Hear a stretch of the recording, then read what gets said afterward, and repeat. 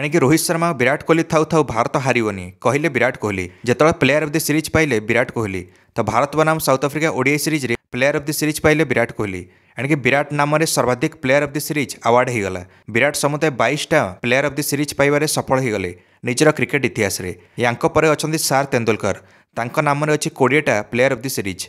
एणिक विराट कहले मत बहुत खुशी लगुच लगातार 3टा मैच रे एणिक मो बैटू रन आसला। प्रथम ओडीआई रे 135, द्वितीय ओडीआई रे 102, अंतिम ओडीआई मैच रे 65 नट आउट। रोहित भी खुशी लगुच अंतिम मैच रोहित 75 रन इनिंग्स खेले और इनिंग्स आरंभ फाउंडेसन देले और निर्णायक तृतीय ओडीआई मैच रे एणिक रोको बैट्रु रन आसला कहले विराट कोहली।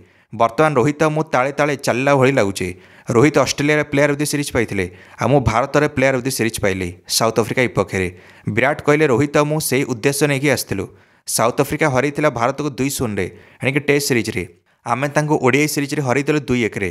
साउथ अफ्रीकार कोच टेस्ट सीरीज जितला परे कहिथिले भारत टीम को आमे तळे पकईदेलु किंतु मु कहिया चाहूँगी रोहित मु पुनर्बार फेरिलु आ भारत टीम को ऊपर को उठेदेलु और रोको एमती ही खेलिए जिते जिते भारत उपर विपद आसो रोको सदाबले साथ देवे। जिते आउ 12 रन दरकार था जितने तृतीय ओडीआई विराट कोहली लगातार 3टा 4 मारिकी मैच जिताई देले और पूरा स्टाइल सारे मैच टी। गंभीर भी अचंबित हो गले विराट को बैटिंग देखी। विराट एमती कौन युवा खेली भली बैटिंग करछंती गंभीर देखुले। 37 वर्ष में पदार्पण कलापर भी विराट कर बैटिंग रे किछि भी चेंज नहीं। दर्शक बंधु मैंने समुदाय 3टा ओडीआई रे मिसेकी विराट कर एवरेज होची 151। कोच गंभीर रोकोर क्यारियर खाइया आसते और रोको जगार युवा खेली को पसई था भारत टीम रे कोच गंभीर।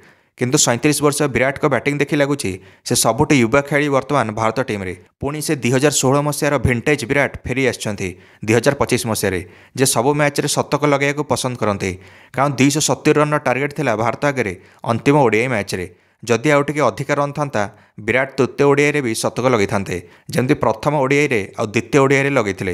एणिक अर्शदीप सिंह मैच पर विराट को पचारे जदि पाजी टार्गेट था 300 उपरे ताले आपण निहाती गोटे शतक लगे थांते आउ गोटे तो विराट कहले चलो कि ना भारत जितला सहीटा बड़ कथा।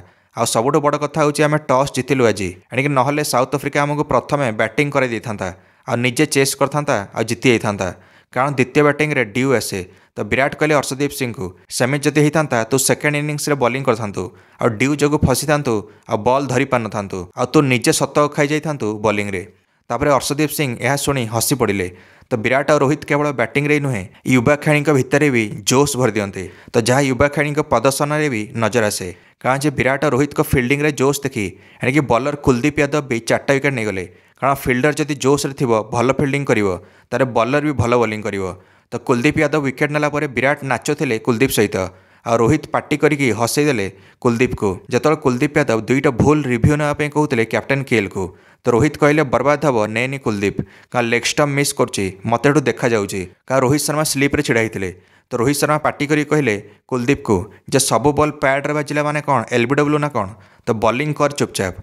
तो प्रसिद्ध किसना भी 4टा विकेट नबार सफल हेले अंतिम ओडीआई मैच रे सेटा भी निज द्वितीय स्पेल तो प्रथम स्पेल तो महंगा पड़ते प्रसिद्ध किसना किंतु विराट कोहली उपदेश नहीं कि एणिक भल बॉलिंग कले कारण विराट कोहली कहले लेंथ बॉल पका द्वितीय स्पेल विकेट आसो तो विकेट आसला भी एकाथरे गोटे कि 2टा नुहे लगातार 4टा। तो विराट कोहली बंचाईदेले प्रसिद्ध को नले गणमाध्यम आज समालोचनार चर्चा पलटि था प्रसिद्ध प्रथम स्पेल माड खाई प्रसिद्ध सफलता पाइले लेंथ बॉल आ विराट जो आज बंचीगले प्रसिद्ध तापर विराट को श्रेय देले कहले किंग विराट फील्ड थिला माने एणिक सब किछि संभव पुणी आउ थे विराट भाई या दर्शाई देले तो थैंक यू विराट भाई एमती कहले प्रसिद्ध।